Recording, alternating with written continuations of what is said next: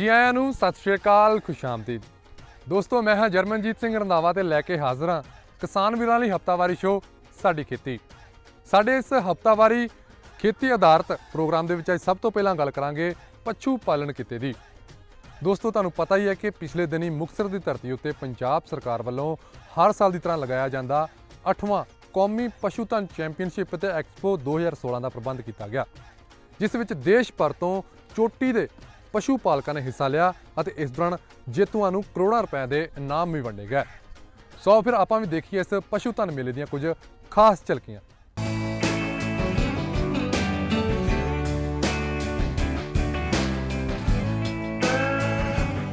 पंजाब सरकार ਵੱਲੋਂ ਖੇਤੀਬਾੜੀ ਦੇ ਨਾਲ-ਨਾਲ ਸਹਾਇਕ ਧੰਦਿਆਂ ਨੂੰ ਪ੍ਰਫੁੱਲਿਤ ਕਰਨ ਦੇ ਲਈ ਸ਼ੁਰੂ ਕੀਤੀ ਗਈ ਹੈ ਪਸ਼ੂਧਨ ਚੈਂਪੀਅਨਸ਼ਿਪ ਤੇ ਇਸ ਦੇ ਵਧੀਆ ਨਤੀਜੇ ਵੀ ਹੁਣ ਸਾਹਮਣੇ ਆ ਰਹੇ ਨੇ।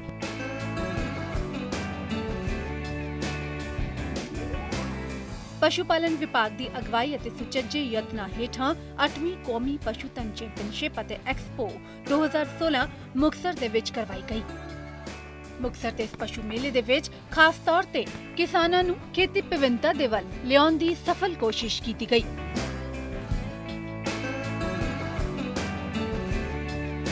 ਇਸ ਮੇਲੇ ਦੇ ਵਿੱਚ ਖਾਸ ਤੌਰ ਤੇ ਡੇਅਰੀ ਫਾਰਮਿੰਗ ਨੂੰ ਲੈ ਕੇ ਜ਼ੋਰ ਦਿੱਤਾ ਗਿਆ। Dairy farming expert Inderjit Singh ਨੇ ਕਿਹਾ ਕਿ ਭਾਰਤ ਜਾਂ ਪੰਜਾਬ ਹੀ ਨਹੀਂ ਸਗੋਂ ਪਾਕਿਸਤਾਨ ਤੇ ਆਸਟ੍ਰੇਲੀਆ ਤੋਂ ਵੀ ਇਸ ਮੁਤਲਕ ਮਾਹਿਰ ਆਏ ਹੋਏ ਨੇ ਤੇ ਇਸ ਦਾ ਫਾਇਦਾ ਕਿਸਾਨਾਂ ਨੂੰ ਬਿਨਾਂ ਸ਼ੱਕ ਮਿਲੇਗਾ।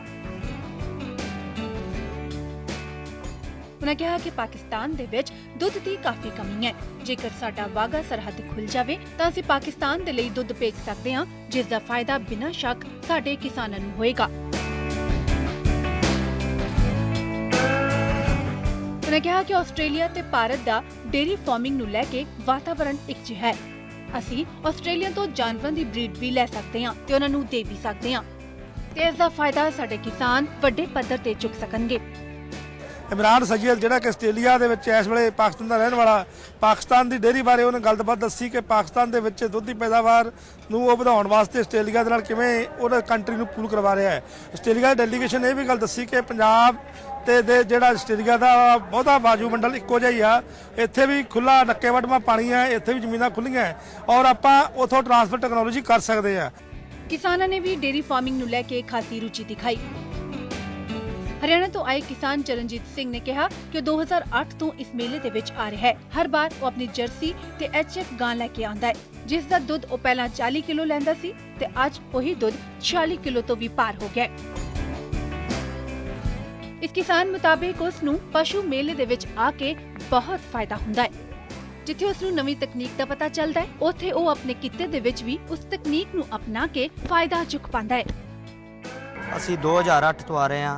ਜਰਸੀ ਤੇ HF ਦੋ ਨਸਲ ਦੀਆਂ ਗਾਵਾਂ ਲੈ ਕੇ ਆਨੇ। ਠੀਕ ਹੈ, ਕਿੰਨਾ ਕੁ ਬਦਲਾਅ ਹੈ ਅੱਗੇ ਦੇ ਮੇਲੇ ਦੇ ਪਹਿਲਾਂ ਦੇ ਮੇਲੇ ਦੇ ਵਿੱਚ? ਸਟਾਰਟਿੰਗ 'ਚ ਜਦੋਂ ਆਏ ਸਾਂ ਉਦੋਂ ਕ੍ਰੋਸ ਬਰੀਡ ਬਹੁਤ ਜ਼ਿਆਦਾ ਸੀ, ਹੁਣ ਪਿਓਰਿਟੀ ਬਹੁਤ ਜ਼ਿਆਦਾ ਹੋ ਗਈ ਅੱਗੇ ਨਾਲ। ਦੁੱਧ ਦੀ ਵੀ ਬਹੁਤ ਜ਼ਿਆਦਾ ਐਵਰੇਜ ਵੱਧ ਗਈ ਹੈ। ਪਹਿਲਾਂ ਕੋਈ ਦੁੱਧ ਸਟਾਰਟਿੰਗ 'ਚ 44 ਕਿਲੋ ਤੇ ਗਾਂ ਜਿੱਤੀ ਸੀ 2008 'ਚ, ਹੁਣ 66 ਕਿਲੋ ਤੱਕ ਗਾਵਾਂ ਪਹੁੰਚ ਗਈਆਂ ਨੇ। ਕਿੰਨਾ ਕੁ ਫਾਇਦਾ ਕਿੰਨਾ ਕੁ ਹੋ ਰਿਹਾ ਇਸ ਤਰ੍ਹਾਂ ਦੇ ਮੇਲਿਆਂ ਨੇ ਕਿਸਾਨਾਂ ਨੂੰ, ਕਿੰਨਾ ਕੁ ਫਾਇਦਾ? ਵੇਖੋ ਜੀ, ਦੁੱਧ ਦੇ ਰੇਟ ਬੜੇ ਘੱਟ ਨੇ, ਉਸ ਤਰ੍ਹਾਂ ਦੇ ਕਿਸਾਨ ਲੋਚ ਨੇ। ਮੇਲਿਆਂ 'ਚ ਬਹੁਤ ਫਾਇਦਾ, ਜਿਵੇਂ ਜਾਨਵਰ ਫਸਟ ਆ ਗਿਆ, ਲੱਖ ਰੁਪਈਆ ਆ ਗਿਆ, ਸਾਰੇ ਸਾਲ ਦੀ ਜਾਨਵਰ ਦੀ ਇਨਕਮ ਆ ਗਈ। ਇਹ ਮੇਲਿਆਂ ਕਰਕੇ ਜਾਨਵਰ ਡੇਅਰੀ ਫਾਰਮ ਚੱਲ ਰਹੇ ਨੇ, ਲੋਕਾਂ ਦੇ ਸ਼ੌਂਕ ਵਧੇ ਨੇ। सरकार का बहुत धन्यवाद है। दूध वाली गाय जो है आपने देखा होगा, इनके जो ऑर्डर हैं बहुत वेल डेवलप्ड हैं, एनिमल्स वेल केप्ट हैं, बहुत बढ़िया जानवर हैं। आजकल जो मेन ब्रीड चल रही है मिल्क प्रोडक्शन के लिए वो हमारी HF है, HF क्रॉस है। क्या खासियत क्या है इसमें, किस तरह की कितना दूध? खासियत सबसे बड़ी ज़्यादा तो ये है, हाईएस्ट मिल्क यील्डर जो है हमारे वो HF है, जो प्योर HF है। लेकिन जो ये क्रॉस हैं, इनका सबसे बड़ा फ़ायदा ये है, जैसे मर्जी मौसम में रख लो, चाहे थोड़ी सेवा करो, फिर भी पूरा दूध देती हैं, ये फ़ायदा है। और दूसरा सबसे बड़ा फ़ायदा है एज एट फर्स्ट काविंग। पहले सूए पर जो उम्र है इनकी बहुत कम है, दूसरे दो काविंग के बीच जो समय है वो कंट्रोल किया जा सकता है। हमारी देसी काउस बुरी नहीं है, उनमें सबसे बड़ी प्रॉब्लम ये है, पहले तो फर्स्ट काविंग के लिए देर लगाती है, उसके बाद इंटर काविंग पीरियड जो है वो ज़्यादा होता है, ये इनमें फ़ायदा है। कितना दूध का रिकॉर्ड बना चुके इससे पहले आप? तो 50 किलो से ऊपर रिकॉर्ड है जी, 50 किलो से ऊपर रिकॉर्ड है। ਮੁਕਤਸਰ ਵਿਖੇ ਕਰਵਾਏ ਗਏ ਇਸ ਕੌਮੀ ਪਸ਼ੂਧਨ ਚੈਂਪੀਅਨਸ਼ਿਪ ਦੇ ਵਿੱਚ ਜਿੱਥੇ ਦੂਰੋਂ ਲੋਕ ਆਪਣੀਆਂ ਮੱਝਾਂ ਗਾਵਾਂ ਲੈ ਕੇ ਆਏ ਸਨ, ਉੱਥੇ ਹੀ ਪੰਜਾਬ ਦੇ ਕਈ ਅਜਿਹੇ ਬੱਕਰੀ ਪਾਲਕ ਅਤੇ ਭੇਡ ਪਾਲਕ ਵੀ ਆਪਣੇ ਜਾਨਵਰ ਲੈ ਕੇ ਆਏ ਸਨ, ਜਿਨ੍ਹਾਂ ਦੇ ਮੁਕਾਬਲੇ ਕਰਵਾਏ ਗਏ। ਇਸ ਦੌਰਾਨ ਕਈ ਨਸਲਾਂ ਦੀਆਂ ਬੱਕਰੀਆਂ, ਬੱਕਰੇ ਅਤੇ ਭੇਡਾਂ ਦੇ ਮੁਕਾਬਲੇ ਕਰਵਾਏ ਗਏ। ਆਓ ਦੇਖੀਏ ਫਿਰ ਇਸ ਬਾਰੇ ਖਾਸ ਰਿਪੋਰਟ। ਡੇਅਰੀ ਪਾਲਣ ਤੋਂ ਇਲਾਵਾ ਬੱਕਰੀ ਪਾਲਣ ਦਾ ਕਿੱਤਾ ਵੀ ਸਾਰੇ ਵਰਗਾਂ ਦੇ ਲਈ ਕਮਾਈ ਦਾ ਸਾਧਨ ਬਣ ਕੇ ਸਾਹਮਣੇ ਆਇਆ। ਮੇਲੇ ਵਿੱਚ ਪਹੁੰਚੇ ਬੱਕਰੀਆਂ ਪਾਲਣ ਦਾ ਕਿੱਤਾ ਕਰਨ ਵਾਲੇ ਸੈਂਕੜੇ ਕਿੱਤਾਮੁਖੀ ਲੋਕਾਂ ਦੇ ਲਈ ਇਹ ਪਸ਼ੂ ਧਨ ਚੈਂਪੀਅਨ ਰਾਹ ਦਸੇਰਾ ਬਣੀ।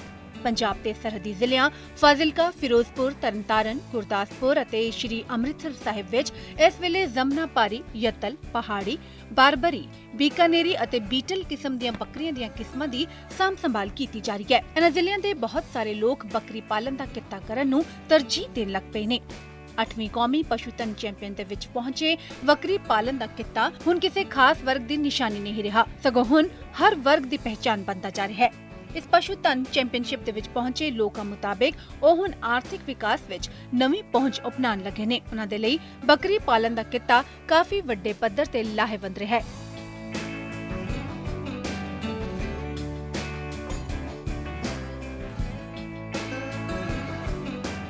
ਪਸ਼ੂ ਧਨ ਚੈਂਪੀਅਨਸ਼ਿਪ ਅਤੇ ਐਕਸਪੋ 2016 ਦੇ ਵਿੱਚ ਪੰਜਾਬ ਵਿੱਚ ਬੱਕਰੀਆਂ ਦੀਆਂ ਪਾਲੀਆਂ ਜਾ ਰਹੀਆਂ ਕਿਸਮਾਂ ਨੂੰ ਮੁਕਾਬਲਿਆਂ ਵਿੱਚ ਲੈ ਕੇ ਪਹੁੰਚੇ ਮੁਕਾਬਲੇਬਾਜ਼ਾਂ ਦਾ ਕਹਿਣਾ ਸੀ ਕਿ ਪੰਜਾਬ ਦੇ ਵਿੱਚ ਪਾਲੀਆਂ ਜਾ ਰਹੀਆਂ ਬੱਕਰੀਆਂ ਦੀਆਂ ਕਿਸਮਾਂ ਹੁਣ ਸ਼ੌਕੀਆ ਤੌਰ ਤੇ ਹੀ ਨਹੀਂ, ਸਗੋਂ ਕਈ ਕਿਸਮਾਂ ਤਾਂ ਇਸ ਤਰ੍ਹਾਂ ਦੀਆਂ ਨੇ ਜਿਹੜੀਆਂ ਦਿਨ ਵਿੱਚ 2 ਤੋਂ 4 ਕਿਲੋ ਤੱਕ ਦੁੱਧ ਦਿੰਦੀਆਂ ਨੇ। ਬੀਟਲ ਕਿਸਮ ਦੀ ਬੱਕਰੀ ਦੇ ਦੁੱਧ ਵਿੱਚ ਕਾਫੀ ਤਰ੍ਹਾਂ ਦੇ ਸਿਹਤ ਦੇ ਲਈ ਲਾਭਦਾਇਕ ਪ੍ਰੋਟੀਨ ਹੁੰਦੇ ਨੇ ਜਿਹੜੇ ਮਾਂ ਦੇ ਦੁੱਧ ਦੇ ਨਾਲ ਮੇਲ ਖਾਂਦੇ ਨੇ। ਬੀਟਲ ਕਿਸਮ ਦੀ ਬੱਕਰੀ ਦਾ ਦੁੱਧ ਡੇਅਰੀਆਂ ਤੇ ਵੀ ਪਹੁੰਚਣ ਲੱਗਿਆ ਹੈ। ਇਹ ਦੁੱਧ 25 ਤੋਂ 30 ਰੁਪਏ ਕਿਲੋ ਤੱਕ ਵਿਕਦਾ ਹੈ। ਫਰੀਦਕੋਟ ਜ਼ਿਲ੍ਹੇ ਦੇ ਪਿੰਡ ਬਰਗਾੜੀ ਦੇ ਕਿਸਾਨ ਨੇ ਕਿਹਾ ਕਿ ਬੀਟਲ ਕਿਸਮ ਦੀ ਬੱਕਰੀ 1 ਸਾਲ ਦੇ ਵਿੱਚ 4 ਨਗ ਬੱਚਿਆਂ ਦੇ ਵੀ ਦਿੰਦੀ ਹੈ, ਜਿਨ੍ਹਾਂ ਵਿੱਚੋਂ ਇੱਕ ਨਗ ਦੀ ਕੀਮਤ 3000 ਰੁਪਏ ਹੁੰਦੀ ਹੈ। ਉਹਨਾਂ ਕਿਹਾ ਕਿ ਸਾਡੇ ਨੌਜਵਾਨਾਂ ਲਈ ਇਹ ਕਿੱਤਾ ਵੱਡੀ ਪੱਧਰ ਤੇ ਨਵੀਂ ਦਿਸ਼ਾ ਦੇ ਸਕਦਾ ਹੈ। ਦੱਸਣਾ ਚਾਹਾਂਗੇ ਕਿ ਬੱਕਰੀ ਪਾਲਣ ਦਾ ਕਿੱਤਾ ਕੋਈ ਜ਼ਿਆਦਾ ਖਰਚੀਲਾ ਵੀ ਨਹੀਂ ਹੈ। ਬੱਕਰੀਆਂ ਦੀ ਖੁਰਾਕ ਕੁਦਰਤੀ ਸਾਧਨਾਂ ਤੇ ਨਿਰਭਰ ਕਰਦੀ ਹੈ। ਇਸ ਦੇ ਨਾਲ ਹੀ ਬੱਕਰੀਆਂ ਨੂੰ ਕੋਈ ਵਧੇਰੇ ਬਿਮਾਰੀਆਂ ਦਾ ਸਾਹਮਣਾ ਵੀ ਨਹੀਂ ਕਰਨਾ ਪੈਂਦਾ, ਜਿਸ ਕਰਕੇ ਕਿਸਾਨ ਇਸ ਕਿੱਤੇ ਤੋਂ ਬਹੁਤ ਫਾਇਦਾ ਲੈ ਸਕਦੇ ਨੇ ਤੇ ਲੈ ਵੀ ਰਹੇ ਨੇ। ਪੰਜਾਬ ਵਿੱਚ ਇਸ ਵੇਲੇ ਪਹਾੜੀ ਬੱਕਰੀਆਂ ਨੂੰ ਸ਼ੌਕ ਦੇ ਤੌਰ ਤੇ ਪਾਲਿਆ ਜਾ ਰਿਹਾ ਹੈ। ਇਹ ਬੱਕਰੀਆਂ ਸੁੰਦਰ ਅਤੇ ਸੋਹਣੀਆਂ ਹੋਣ ਕਰਕੇ ਘਰਾਂ ਦਾ ਸ਼ਿੰਗਾਰ ਬਣੀਆਂ ਹੋਈਆਂ ਨੇ। ਇਹਨਾਂ ਦੇ ਮੇਮਣੇ ਬਹੁਤ ਹੀ ਸੁੰਦਰ ਹੁੰਦੇ ਨੇ। ਇਹ ਲੋਕਾਂ ਦੇ ਦੇਖਣ ਲਈ ਖਾਸ ਖਿੱਚ ਦਾ ਕੇਂਦਰ ਬਣਦੇ ਨੇ। ਪੰਜਾਬ ਦੇ ਪਸ਼ੂ ਪਾਲਣ, ਮੱਛਲੀ ਪਾਲਣ ਤੇ ਡੇਅਰੀ ਵਿਕਾਸ ਮੰਤਰੀ ਗੁਲਜ਼ਾਰ ਸਿੰਘ ਰਣੀਕੇ ਨੇ ਕਿਹਾ ਕਿ ਸੂਬੇ ਦੇ ਵਿੱਚ ਪਸ਼ੂਆਂ ਦੇ ਨਸਲ ਸੁਧਾਰ ਪ੍ਰੋਗਰਾਮ ਨੂੰ ਹੁਣ ਵੱਡੇ ਪੱਧਰ ਤੇ ਸਮਰਥਨ ਮਿਲ ਰਿਹਾ ਹੈ ਤੇ ਸੂਬੇ ਦੇ ਪਸ਼ੂ ਪਾਲਕਾਂ ਦੀ ਆਰਥਿਕ ਸਥਿਤੀ ਦੇ ਵਿੱਚ ਬੇਹੱਦ ਸੁਧਾਰ ਹੋਇਆ ਹੈ।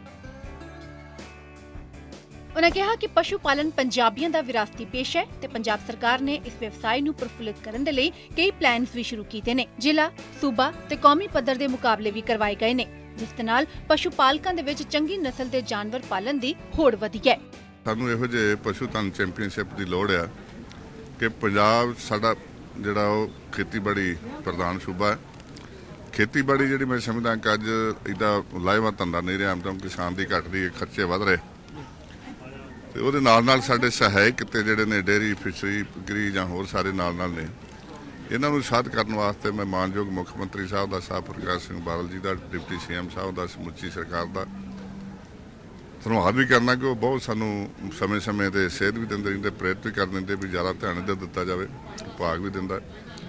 ਤੇ ਅੱਜ ਪੰਜਾਬ ਇੱਕ ਸੂਬਾ ਹੈ ਕਿ ਜਿੱਥੇ ਅੱਜ 8 ਕਰੋੜ ਦਾ ਜਿਹੜਾ ਮਾਲੀ ਸਾਡਾ ਝੋਟਾ ਉਹਦਾ ਮੁੱਲ ਪੈ ਗਿਆ, ਜਿਹੜਾ ਵਧੀਆ ਜਿਹੜਾ ਲੀਲੀ ਦਾ ਸੀ। ਲੋਕਾਂ ਦੇ ਵਿੱਚ ਹੋਰ ਬੜੀ ਮੈਸੇਜ ਵਧੀਆ ਗਿਆ ਕਿ ਜਿਹੜੇ ਪਸ਼ੂ ਪਾਲਕ ਵੀਰ ਨੇ ਉਹਨਾਂ ਦਾ ਸਨਮਾਨ, ਉਹਨਾਂ ਦਾ ਸਤਿਕਾਰ, ਫੀਡ ਬਾਰੇ, ਹੋਰ ਕਈ ਕੁਆਲਿਟੀਆਂ ਬਾਰੇ ਬਾਹਰੋਂ ਜਿਸ ਤਰ੍ਹਾਂ ਆਸਟ੍ਰੇਲੀਆ ਤੋਂ ਵੀ ਹੋਰ 1-2 ਦੇਸ਼ਾਂ ਤੋਂ ਵੀ ਸਾਡੇ ਡੈਲੀਗੇਸ਼ਨ ਇੱਥੇ ਆ ਰਹੇ ਔਰ ਵੱਖ-ਵੱਖ ਸਟੇਟਾਂ ਤੋਂ ਜਿਹੜੇ ਆ ਰਹੇ ਉਹ ਨਸਲ ਦਾ ਪਤਾ ਲੱਗਦਾ ਕਿ ਕੁਆਲਿਟੀ ਦਾ ਨਸਲ ਜਿਹੜੀ।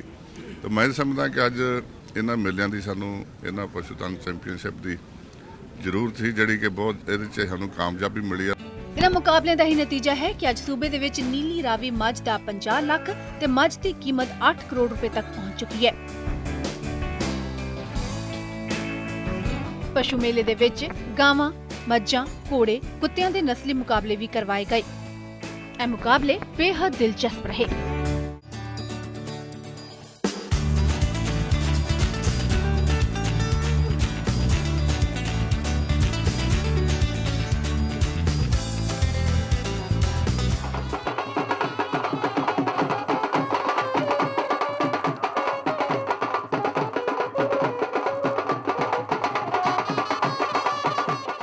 ਸੋ ਦੋਸਤੋ, ਕੰਮ ਕੋਈ ਵੀ ਛੋਟਾ ਵੱਡਾ ਨਹੀਂ ਹੁੰਦਾ। ਜੇਕਰ ਬਾਹਰਲੇ ਦੇਸ਼ਾਂ ਦੇ ਵਿੱਚ ਗੋਰੇ ਇਹਨਾਂ ਭੇਡਾਂ ਬੱਕਰੀਆਂ ਨੂੰ ਪਾਲ ਕੇ ਲੱਖਾਂ ਡਾਲਰ ਕਮਾ ਸਕਦੇ ਨੇ, ਤਾਂ ਫਿਰ ਅਸੀਂ ਕਿਸ ਗੱਲ ਦੀ ਇੰਤਜ਼ਾਰ ਕਰ ਰਹੇ ਹਾਂ।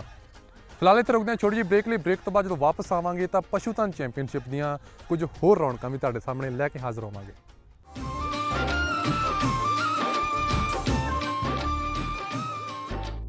ਦੋਸਤੋ, ਪੰਜਾਬ ਸਰਕਾਰ ਵੱਲੋਂ ਮੁਕਤਸਰ ਸਾਹਿਬ ਦੀ ਧਰਤੀ ਉੱਤੇ ਕਰਵਾਏ ਗਏ ਇਸ 8ਵੇਂ ਪਸ਼ੂ ਧਨ ਮੇਲੇ ਦੇ ਵਿੱਚ ਜਿੱਥੇ ਦੇਸ਼ ਭਰ ਤੋਂ ਪਸ਼ੂ ਪਾਲਕਾਂ ਮਾਹਰਾਂ ਵੱਲੋਂ ਹਿੱਸਾ ਲਿਆ ਗਿਆ ਸੀ, ਉੱਥੇ ਹੀ ਪਾਕਿਸਤਾਨ ਅਤੇ ਆਸਟ੍ਰੇਲੀਆ ਤੋਂ ਆਏ ਡੈਲੀਗੇਸ਼ਨ ਨੇ ਹਿੱਸਾ ਲੈ ਕੇ ਇਸ ਮੇਲੇ ਨੂੰ ਕੌਮਾਂਤਰੀ ਰੂਪ ਦੇ ਦਿੱਤਾ।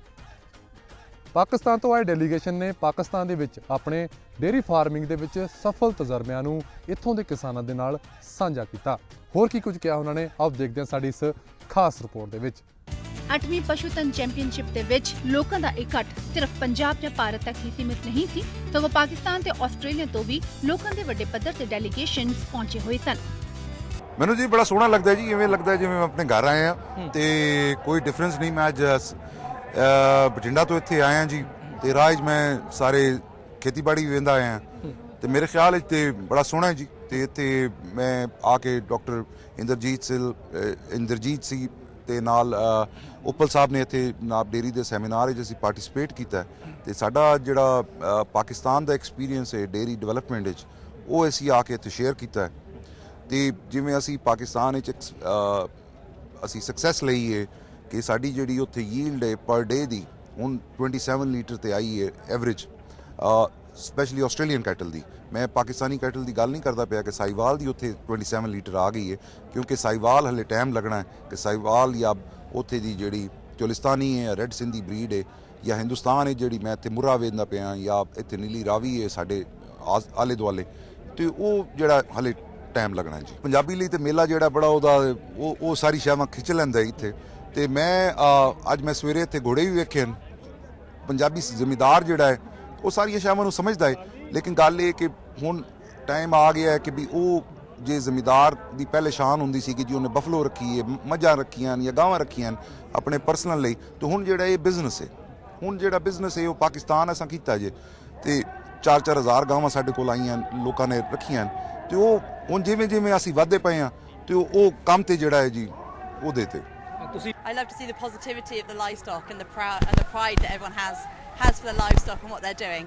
It's really shows a great future for India and the dairy industry. I think it's a fantastic show. It's the first time that I've been to this show, but I think it's a really good show. I've just had a quick look around. Fantastic atmosphere. Everybody seems very happy. 5 ਦਿਨਾਂ ਤੱਕ ਚੱਲੇ ਇਸ ਮੇਲੇ ਦੇ 5ਵੇਂ ਤੇ ਆਖਰੀ ਦਿਨ ਮੁੱਖ ਮੰਤਰੀ ਪੰਜਾਬ ਪ੍ਰਕਾਸ਼ ਸਿੰਘ ਬਾਦਲ ਪਹੁੰਚੇ, ਜਿਨ੍ਹਾਂ ਕਿਸਾਨਾਂ ਨੂੰ ਕਿਹਾ ਕਿ ਜੇਕਰ ਆਰਥਿਕ ਮੰਦਹਾਲੀ ਤੋਂ ਪਾਰ ਪਾਉਣਾ ਹੈ ਤਾਂ ਖੇਤੀ ਦੇ ਨਾਲ-ਨਾਲ ਡੇਰੀ ਫਾਰਮਿੰਗ, ਮੱਛੀ ਪਾਲਣ, ਬੱਕਰੀ ਪਾਲਣ ਵਰਗੇ ਕਿੱਤੇ ਅਪਣਾਉਣੇ ਪੈਣਗੇ। ਬੜੀ ਖੁਸ਼ੀ ਦੀ ਗੱਲ ਹੈ ਕਿ ਆਪਾਂ 8ਵਾਂ ਪਸ਼ੂ ਧਨ ਜੋ ਮੁਕਾਬਲੇ ਹਨ ਉਸ ਦਿਨ ਤੇ ਇੱਥੇ ਇਕੱਠੇ ਹੋਏ ਆ ਤੇ ਨਾਲ ਐਕਸਪੋ ਵੀ ਹੋ ਰਹੀ ਹੈ, ਜਿਹੜੀ ਕਿ ਸਾਰੇ ਹਿੰਦੁਸਤਾਨ ਦੀ ਜੋ ਇੰਡਸਟਰੀ ਕਾਮਰਸ ਦੀ ਫੈਡਰੇਸ਼ਨ ਹੈ ਉਹਨੇ ਵੀ ਸਹਿਯੋਗ ਦਿੱਤਾ। ਸਾਡੇ ਦੇਸ਼ ਦਾ ਮੁੱਖ ਧੰਦਾ ਜੋ ਹੈ ਉਹ ਖੇਤੀਬਾੜੀ ਦਾ ਹੈ। 60% ਦੇ ਕਰੀਬ ਲੋਕ ਖੇਤੀਬਾੜੀ ਤੇ ਨਿਰਭਰ ਕਰਦੇ ਹਨ ਤੇ ਨਾਲ ਜਿਹੜੀ ਬਹੁਤ ਸਾਰੀ ਇੰਡਸਟਰੀ ਚੱਲਦੀ ਹੈ, ਵਪਾਰ ਚੱਲਦਾ ਹੈ, ਉਹ ਵੀ ਖੇਤੀਬਾੜੀ ਦੇ ਸਿਰ ਤੇ ਚੱਲਦਾ ਹੈ। ਆ ਕਾਟਨ ਮਿਲਾਂ ਹਨ, ਖੰਡ ਦੀਆਂ ਮਿਲਾਂ ਹਨ, ਸ਼ੈਲਰ ਹਨ, ਵਪਾਰ ਹੈ। ਇਸ ਲਈ ਮੈਂ ਕਹਿ ਸਕਦਾ ਕਿ ਖੇਤੀਬਾੜੀ ਮੁਲਕ ਦੀ ਆਰਥਿਕਤਾ ਦੀ ਰੀੜ੍ਹ ਦੀ ਹੱਡੀ ਹੈ। ਜਿਸ ਤਰ੍ਹਾਂ ਜੇ ਇਨਸਾਨ ਦੀ ਰੀੜ੍ਹ ਦੀ ਹੱਡੀ ਮਜ਼ਬੂਤ ਹੈ, ਉਹਦੀ ਸਿਹਤ ਠੀਕ ਹੈ। ਖੇਤੀਬਾੜੀ ਦੇ ਨਾਲ ਕੁਝ ਇਹੋ ਜਿਹੇ ਧੰਦੇ ਹਨ ਜਿਹੜੇ ਕਿ ਸ਼ੁਰੂ ਤੋਂ ਹੀ ਕਿਸਾਨ ਦਾ ਸਾਥ ਦੇ ਰਹੇ ਆ। ਪਹਿਲਾਂ ਤਾਂ ਖੇਤੀਬਾੜੀ ਨਿਰਭਰ ਹੀ ਬੈਲਾਂ ਤੇ ਜਾਂ ਊਂਠਾਂ ਤੇ ਹੁੰਦੀ ਸੀ, ਹੁਣ ਟਰੈਕਟਰ ਆ ਗਏ। ਲੇਕਿਨ ਗਾਈਆਂ, ਮੱਝਾਂ, ਘੋੜੇ, ਬੱਕਰੀਆਂ, ਸੂਰ, ਇਹ ਸਾਰੀਆਂ ਚੀਜ਼ਾਂ ਜਿਹੜੀਆਂ ਹਨ ਇਹ ਕਿਸਾਨ ਦੀ ਸਾਥੀ ਹਨ। ਔਰ ਇਹ ਜੇ ਚੰਗੀ ਨਸਲ ਦੇ ਵਧੀਆ ਜਾਨਵਰ ਹੋਣਗੇ ਤਾਂ ਸਾਡੀ ਆਮਦਨ ਵਿੱਚ ਵਾਧਾ ਹੋਏਗਾ। ਔਰ ਇਸ ਚੀਜ਼ ਨੂੰ ਉਤਸ਼ਾਹਿਤ ਲਾਉਣ ਵਾਸਤੇ ਕਿ ਕਿਸਾਨਾਂ 'ਚ ਉਤਸ਼ਾਹ ਹੋਵੇ, ਪਸ਼ੂ ਪਾਲਕਾਂ 'ਚ ਉਤਸ਼ਾਹ ਹੋਵੇ ਔਰ ਹੋਰ ਜ਼ਿਆਦਾ ਦਿਲਚਸਪੀ ਉਹ ਇਸ ਪਾਸੇ ਲੈਣ। ਅਸੀਂ ਇਹ ਪਸ਼ੂ ਪਾਲਣਾ ਦਾ ਜੋ ਮੇਲੇ ਲੱਗਦੇ ਹੈ ਪਾਲਕ ਉਹ ਸ਼ੁਰੂ ਕੀਤੇ ਹੈ। ਬਹੁਤ ਵੱਡੀ ਖੁਸ਼ੀ ਹੈ ਮੈਨੂੰ, ਤੇ ਮੈਂ ਤੁਹਾਨੂੰ ਪਸ਼ੂ ਪਾਲਕਾਂ ਨੂੰ ਖਾਸ ਕਰਕੇ ਵਧਾਈ ਦਿੰਦਾ ਕਿ ਉਹ ਪਸ਼ੂਆਂ ਨੂੰ ਆਪਣੇ ਬੱਚਿਆਂ ਨਾਲੋਂ ਵੀ ਜ਼ਿਆਦਾ ਪਿਆਰ ਕਰਦੇ, ਬੱਚਿਆਂ ਨਾਲੋਂ ਵੀ ਜ਼ਿਆਦਾ ਸੇਵਾ ਕਰਦੇ। ਇਹ ਸ਼ੌਕ ਹੁੰਦਾ ਹੈ, ਇਹ ਇਕੱਲਾ ਪੈਸੇ ਦੀ ਗੱਲ ਨਹੀਂ, ਸ਼ੌਕ ਦੀ ਗੱਲ ਹੁੰਦੀ ਹੈ। ਜਿਹੜਾ ਸ਼ੌਕ ਹੈ ਇਹਦਾ ਕੋਈ ਮੁੱਲ ਨਹੀਂ। ਮੇਲੇ ਦੇ ਵਿੱਚ ਪਹੁੰਚੇ ਉਪ ਮੁੱਖ ਮੰਤਰੀ ਸੁਖਬੀਰ ਸਿੰਘ ਬਾਦਲ ਨੇ ਵੀ ਮੇਲੇ ਦੀ ਭਰਪੂਰ ਸ਼ਲਾਘਾ ਕੀਤੀ। ਇਤਿਹਾਸਿਕ ਮੇਲਾ ਹੈ।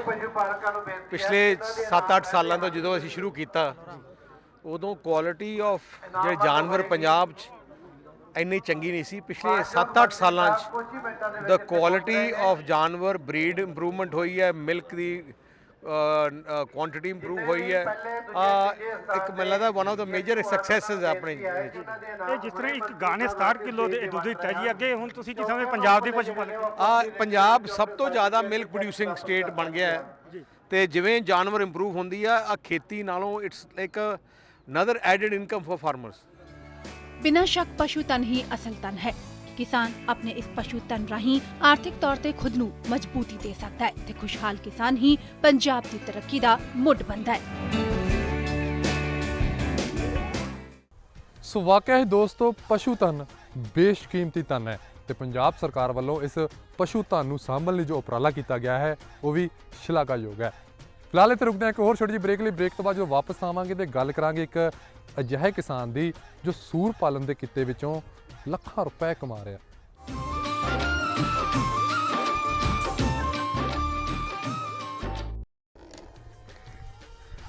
ਬ੍ਰੇਕ ਤੋਂ ਬਾਅਦ ਤੁਹਾਡਾ ਇੱਕ ਵਾਰ ਫਿਰ ਤੋਂ ਸਵਾਗਤ ਹੈ ਦੋਸਤੋ। ਹੁਣ ਤੁਹਾਨੂੰ ਮਿਲਵਾਉਂਦੇ ਇੱਕ ਅਜਿਹੇ ਸਫਲ ਕਿਸਾਨ ਦੇ ਨਾਲ ਜੋ ਕਿ ਕਰ ਰਿਹਾ ਹੈ ਪਿਗਰੀ ਫਾਰਮਿੰਗ, ਯਾਨੀ ਕਿ ਸੂਰ ਪਾਲਣ ਦਾ ਕਿੱਤਾ। ਕਹਿੰਦੇ ਨੇ ਕਿ ਇਹ ਕਿਸਾਨ ਕੁਝ ਹੀ ਕਨਾਲਾਂ ਦੇ ਵਿੱਚ ਇਹ ਸੂਰ ਪਾਲਣ ਦਾ ਕਿੱਤਾ ਕਰ ਰਿਹਾ ਹੈ ਅਤੇ ਕਮਾ ਰਿਹਾ ਹੈ ਇੰਨੀ ਕਮਾਈ ਕਿ ਜਿੰਨੀ ਆਮ ਕਿਸਾਨ ਖੇਤੀਬਾੜੀ ਦੇ ਵਿੱਚੋਂ 42 ਕਿੱਲਿਆਂ ਦੇ ਵਿੱਚੋਂ ਕਮਾਈ ਕਰਦਾ ਹੈ। ਸੋ ਫਿਰ ਆਪਾਂ ਵੇਖੀਏ ਇਸ ਕਿਸਾਨ ਦੇ ਸੂਰ ਪਾਲਣ ਦੇ ਫਾਰਮ। ਸਿੰਘ ਨੇ ਇਸ ਧੰਦੇ ਵਿੱਚ ਰਾਜ ਪੱਧਰੀ ਪੁਰਸਕਾਰ ਵੀ ਹਾਸਲ ਕੀਤਾ ਤੇ ਹੁਣ ਕਈ ਕਿਸਾਨ ਦਲਵਿੰਦਰ ਸਿੰਘ ਪਾਸ ਸੂਰਾਂ ਪਾਲਣ ਦੇ ਧੰਦੇ ਦੀ ਟ੍ਰੇਨਿੰਗ ਲੈਣ ਲਈ ਦੂਰੋਂ ਆਉਂਦੇ ਨੇ। ਦੇਖੋ ਸਾਡੇ ਕੋਲ ਜਿਹੜੀ ਇਸ ਟਾਈਮ 50 ਸੂਰੀਆਂ ਦਾ ਜੁੰਟ ਹੈ, ਤਕਰੀਬਨ 1 ਸਾਲ ਦਾ ਸਾਡੇ ਕੋਲ 1000 ਦੇ ਕਰੀਬ ਬੱਚਾ ਜਿਹੜਾ ਪੈਦਾ ਹੋ ਜਾਂਦਾ ਤੇ ਜਿਹੜੀ ਇਹਨਾਂ ਦੀ ਵੇਚ ਵਟਤ ਹੈ ਉਹ ਕਈ ਕਿਸਮ 'ਚ ਹੁੰਦੀ ਹੈ। ਕੁਝ ਜਿਹੜੇ ਛੋਟੇ ਬੱਚੇ ਹੈ ਉਹ ਨਵੇਂ ਫਾਰਮ ਜਿਹੜੇ ਤਿਆਰ ਹੁੰਦੇ ਉਹ ਫਾਰਮਰ ਲੈ ਜਾਂਦੇ ਹੈ ਤੇ ਚੰਡੀਗੜ੍ਹ ਸ਼ਹਿਰ ਸਾਨੂੰ ਨੇੜੇ ਪੈਂਦਾ ਤੇ ਉੱਥੋਂ ਬੜਾ ਵਪਾਰੀ ਹੈ ਜਿਹੜਾ 1 ਕੁਆਂਟਲ ਤੱਕ ਦਾ ਜਾਨਵਰ ਹੈ ਜਿਹੜਾ ਉਹ ਲੈ ਜਾਂਦਾ ਤੇ ਗੱਭਣ ਸੂਰੀ ਦੀ ਵੀ ਮਾਰਕੀਟ 'ਚ ਬਹੁਤ ਮੰਗ ਹੈ। ਉਹ ਵੀ ਅਸੀਂ ਗੱਭਣ ਕਰਾ ਕੇ ਸੂਰੀ ਵੇਚਦੇ ਹਾਂ। ਉਹ ਜਿਹੜੇ ਨਵੇਂ ਫਾਰਮ ਅੱਗੇ ਤਿਆਰ ਹੁੰਦੇ ਉਹ ਬੱਚੇ ਲੈਣ ਵਾਸਤੇ ਅੱਗੇ ਸਾਤੋਂ ਲੈ ਜਾਂਦੇ ਤੇ ਜਿਹੜਾ ਵੱਡਾ ਸੂਰ ਹੈ ਉਹ ਸਾਡੇ ਕੋਲ ਨਾਗਾਲੈਂਡ ਤੋਂ, ਕੇਰਲਾ ਤੋਂ, ਅਸਾਮ ਤੋਂ ਵਪਾਰੀ ਆਉਂਦੇ ਹੈ ਤੇ ਉਹ ਸਾਡਾ ਵੱਡਾ ਸੂਰ ਹੈ ਜਿਹੜਾ ਲੈ ਜਾਂਦੇ। ਕਈ ਕਿਸਮ ਇਹਨਾਂ ਦੀ ਵੇਚ ਵਟਤ ਹੈ ਜਿਹੜੀ ਉਹ ਹੁੰਦੀ ਹੈ, ਮਾਰਕੀਟ ਦੀ ਕੋਈ ਸਮੱਸਿਆ ਨਹੀਂ ਹੈ ਇਹਦੇ 'ਚ। ਦੇਖੋ ਜੀ, ਜਿਸ ਤਰ੍ਹਾਂ ਮੈਂ ਪਹਿਲਾਂ ਦੱਸ ਚੁੱਕਿਆ ਵੀ 1990 ਤਾਂ ਮੈਨੂੰ ਡੈਰੀ ਦੇ ਖੇਤਰ 'ਚ ਅਵਾਰਡ ਮਿਲਿਆ ਤੇ ਸੂਰ ਫਾਰਮਿੰਗ ਦਾ ਮੈਨੂੰ 2014 'ਚ ਚੱਪੜਚਿੜੀ ਸੰਮੇਲਨ 'ਚ ਪੰਜਾਬ ਸਰਕਾਰ ਵੱਲੋਂ ਸਟੇਟ ਅਵਾਰਡ ਮਿਲਿਆ। ਉਹਨਾਂ ਨੇ ਸਾਡੀ ਰੱਖ ਰਖਾਓ ਨਸਲ ਨੂੰ ਪਸੰਦ ਕਰਿਆ ਤੇ ਉਸੇ ਬੇਸ ਤੇ ਲੁਧਿਆਣਾ ਯੂਨੀਵਰਸਿਟੀ ਵੱਲੋਂ ਵੀ ਸਾਨੂੰ ਮੁੱਖ ਮੰਤਰੀ ਪੁਰਸਕਾਰ ਮਿਲਿਆ। ਉਹਨਾਂ ਨੇ ਵੀ ਤਕਰੀਬਨ ਸਾਡੀ ਨਸਲ ਤੇ ਰੱਖ ਰਖਾ ਦੇਖਿਆ। ਕਿਸਾਨ ਦਲਵਿੰਦਰ ਸਿੰਘ ਸੂਰ ਪਾਲਣ ਦਾ ਇਹ ਧੰਦਾ ਇੱਕ ਕਨਾਲ ਜ਼ਮੀਨ ਵਿੱਚ ਕਰ ਰਿਹਾ ਹੈ ਤੇ ਇੱਕ ਕਨਾਲ ਜ਼ਮੀਨ 'ਚੋਂ ਇਹ ਕਿਸਾਨ 42 ਏਕੜ ਦੀ ਫਸਲ ਦੇ ਬਰਾਬਰ ਦਾ ਮੁਨਾਫਾ ਕਮਾ ਰਿਹਾ ਹੈ। ਦਲਵਿੰਦਰ ਸਿੰਘ ਜਿੰਨਾ ਵੀ ਅਨਾਜ ਪੈਦਾ ਕਰਦਾ ਹੈ ਸਾਰੇ ਦਾ ਸਾਰਾ ਅਨਾਜ ਮੰਡੀ ਵਿੱਚ ਵੇਚਣ ਦੀ ਬਜਾਏ ਸੂਰਾਂ ਨੂੰ ਹੀ ਖੁਰਾਕ ਦੇ ਵਜੋਂ ਪਾ ਰਿਹਾ। ਇਸ ਧੰਦੇ ਨੂੰ ਚਲਾਉਣ ਦੇ ਲਈ ਦਿਲਵਿੰਦਰ ਸਿੰਘ ਨੇ ਸਮੇਂ-ਸਮੇਂ ਤੇ ਵੈਟਰਨਰੀ ਯੂਨੀਵਰਸਿਟੀ ਲੁਧਿਆਣਾ ਦੇ ਮਾਹਿਰਾਂ ਨਾਲ ਤਾਲਮੇਲ ਕਰਕੇ ਜਾਣਕਾਰੀ ਹਾਸਲ ਕੀਤੀ ਤੇ 2012 ਵਿੱਚ ਸੂਰ ਪਾਲਣ ਦਾ ਮਹਾਰਤ ਸਿੱਖਿਆ ਕੋਰਸ ਸਫਲਤਾਪੂਰਵਕ ਪਾਸ ਵੀ ਕੀਤਾ। 28-30 ਲੱਖ ਦੀ ਜਿਹੜੀ ਬੱਚਤ ਹੈ ਸਾਨੂੰ 1 ਸਾਲ ਦੀ ਹੋਈ ਹੈ ਤੇ ਉਹ ਕਿਸ ਤਰ੍ਹਾਂ ਹੋਈ? ਇੱਕ ਕਨਾਲ ਚੋਂ ਵੀ 25 ਸੂਰੀਆਂ ਜਿਹੜੀਆਂ ਉਹ 1 ਸਾਲ ਵਿੱਚ ਤਕਰੀਬਨ 400 ਦੇ ਕਰੀਬ ਬੱਚਾ ਦੇ ਦਿੰਦੀਆਂ। ਅਗਰ ਅਸੀਂ 365 ਬੱਚਾ ਵੀ ਉਹਦਾ ਵੱਡਾ ਕਰਕੇ ਵੇਚ ਦਿੰਦੇ ਆ ਤਾਂ ਉਹ 28-30 ਲੱਖ ਰੁਪਏ ਦਾ ਜਿਹੜਾ ਬੱਚਾ ਵਿਕ ਜਾਂਦਾ। ਤੇ ਦੂਜੇ ਪਾਸੇ ਜੇ ਅਸੀਂ ਉਹੀ ਕੰਮ ਨੂੰ ਖੇਤੀ ਨਾਲ ਜੋੜ ਕੇ ਦੇਖਦੇ ਆ ਤੇ ਜਿਹੜੀ 28-30 ਲੱਖ ਦੀ ਬੱਚਤ ਹੈ ਉਹ 40-42 ਕਿੱਲਿਆਂ ਏਕੜ ਚੋਂ ਪ੍ਰਾਪਤ ਹੁੰਦੀ ਹੈ। ਤੇ ਦੇਖੋ ਖੇਤੀ 'ਚ ਅਸੀਂ ਕਿੰਨਾ ਪਾਣੀ, ਕਿੰਨੀ ਲੇਬਰ, ਕਿੰਨਾ ਟਰੈਕਟਰ ਤੇ ਕਿੰਨਾ ਤੇਲ ਫੂਕਿਆ ਤੇ ਇੱਥੇ ਅਸੀਂ ਘੱਟ ਲੇਬਰ ਨਾਲ, ਘੱਟ ਪਾਣੀ ਨਾਲ, ਘੱਟ ਸਮੇਂ 'ਚ ਵੱਧ ਲਾਭ ਕਮਾਇਆ। ਸੂਰਾਂ ਦਾ ਵਪਾਰ ਕਰਨ ਵਿੱਚ ਵੀ ਹੁਣ ਕਿਸੇ ਦਿੱਕਤ ਦਾ ਸਾਹਮਣਾ ਨਹੀਂ ਕਰਨਾ ਪੈਂਦਾ। ਸੂਰ ਦੇ ਬੱਚੇ ਦਾ ਭਾਰ ਔਸਤਨ 1100 ਗ੍ਰਾਮ ਅਤੇ ਦੁੱਧ ਛੁਡਾਉਣ ਵੇਲੇ 10 ਤੋਂ 12 ਕਿਲੋ ਹੁੰਦਾ ਹੈ। ਜਦੋਂ ਸੂਰ 2.5 ਮਣ ਦਾ ਹੋ ਜਾਣ ਤਾਂ ਇਹਨਾਂ ਨੂੰ ਚੰਡੀਗੜ੍ਹ ਦੇ ਵਿੱਚ ਵੇਚ ਦਿੱਤਾ ਜਾਂਦਾ ਹੈ। ਸੂਰ ਦਾ ਮੁੱਲ ਬਾਜ਼ਾਰ ਦੇ ਵਿੱਚ 80 ਰੁਪਏ ਪ੍ਰਤੀ ਕਿਲੋ ਹੈ। ਸੂਰਾਂ ਦੀ ਖੁਰਾਕ ਦੇ ਵਿੱਚ ਬਰਸੀਮ, ਗੰਨਾ, ਸ਼ਲਗਮ ਅਤੇ ਮੂਲੀ ਦਾ ਇਸਤੇਮਾਲ ਕੀਤਾ ਜਾਂਦਾ ਹੈ। ਅਸੀਂ 24 ਘੰਟੇ ਦੇ ਵਿੱਚ ਇੱਕ ਵਾਰ ਸਫਾਈ ਕਰਨ ਤੋਂ ਬਾਅਦ ਤਾਂ ਫੀਡ ਹੈ ਜਿਹੜੀ ਪਰ ਪੀਸ ਦੇ ਹਿਸਾਬ ਨਾਲ 2 ਕਿਲੋ, 3 ਕਿਲੋ, 4 ਕਿਲੋ ਦੇ ਹਿਸਾਬ ਨਾਲ ਪਾਈ ਜਾਂਦੀ ਹੈ ਜੀ। ਉਸ ਤੋਂ ਬਾਅਦ ਇੱਕ ਟਾਈਮ ਇਹਨਾਂ ਨੂੰ ਪਾਣੀ ਪਿਲਾਇਆ ਜਾਂਦਾ ਜੀ ਨਹਾਉਣ ਦੇ ਟਾਈਮ। ਉਸ ਤਰ੍ਹਾਂ ਜੀ ਆਪਣੇ ਐਂਟੀਬਾਇਓਟਿਕ ਹੈਗੇ ਜੇ ਕੋਈ ਬਿਮਾਰੀ ਹੁੰਦੀ ਹੈ ਜਾਂ ਕੋਈ ਦਿੱਕਤ ਆਉਂਦੀ ਹੈ, ਬਸ ਹੋਰ ਤਾਂ ਪੰਜਾਬ ਵਿੱਚ ਸੂਰ ਪਾਲਣ ਦੇ ਕਿੱਤੇ ਨੂੰ ਵੱਡੇ ਪੱਧਰ ਤੇ ਉਤਸ਼ਾਹਿਤ ਕਰਨ ਦੇ ਲਈ ਸਰਕਾਰ ਨੇ 2013 ਵਿੱਚ ਸੂਰ ਪਾਲਣ ਸਲਾਹਕਾਰ ਬੋਰਡ ਦੀ ਸਥਾਪਨਾ ਕੀਤੀ ਤੇ ਕਿਸਾਨ ਦਲਵਿੰਦਰ ਸਿੰਘ ਨੂੰ ਇਸ ਬੋਰਡ ਦਾ ਮੈਂਬਰ ਵੀ ਬਣਾਇਆ। Dalwinder Singh progressive piggery farms association ਦੇ ਨਾਲ ਵੀ ਜੁੜੇ ਹੋਏ ਨੇ ਤੇ ਉਹਨਾਂ ਦਾ ਉਦੇਸ਼ ਬਾਕੀ ਕਿਸਾਨਾਂ ਨੂੰ ਵੀ ਇਸ ਧੰਦੇ ਨਾਲ ਜੋੜਨਾ ਹੈ। ਸੋ ਦੋਸਤੋ, ਪਸ਼ੂ ਪਾਲਣ ਹੋਵੇ, ਮੱਛੀ ਪਾਲਣ ਹੋਵੇ, ਬੱਕਰੀ ਪਾਲਣ ਹੋਵੇ ਜਾਂ ਫਿਰ ਸੂਰ ਪਾਲਣ ਹੋਵੇ ਜਾਂ ਫਿਰ ਹੋਰ ਕੋਈ ਸਹਾਇਕ ਧੰਦੇ, ਕਿਸਾਨ ਵੀਰਾਂ ਨੂੰ ਲੋੜ ਹੈ ਅੱਜ ਖੇਤੀ ਦੇ ਨਾਲ ਸਹਾਇਕ ਧੰਦੇ ਕਰਨ ਦੀ ਤਾਂ ਜੋ ਉਹਨਾਂ ਦਾ ਜੀਵਨ ਪੱਧਰ ਉੱਚਾ ਚੁੱਕਿਆ ਜਾ ਸਕੇ। ਸੋ ਫਿਲਹਾਲ ਸਾਡੇ ਅੱਜ ਦੇ ਇਸ ਪ੍ਰੋਗਰਾਮ ਦੇ ਵਿੱਚ ਇੰਨਾ ਹੀ। ਤੁਹਾਨੂੰ ਇਹ ਸਾਡਾ ਪ੍ਰੋਗਰਾਮ ਕਿਵੇਂ ਦਾ ਲੱਗਾ ਸਾਨੂੰ ਜ਼ਰੂਰ ਲਿਖਿਓ। ਸਾਡਾ ਈਮੇਲ ਪਤਾ ਹੈ feedback@ptcnetwork.tv। ਅਗਲੇ ਹਫ਼ਤੇ ਫਿਰ ਮਿਲਾਂਗੇ ਇਸੇ ਵੇਲੇ ਇਸੇ ਦਿਨ। ਤਦ ਤੱਕ ਲਈ ਰੱਬ ਰਾਖਾ।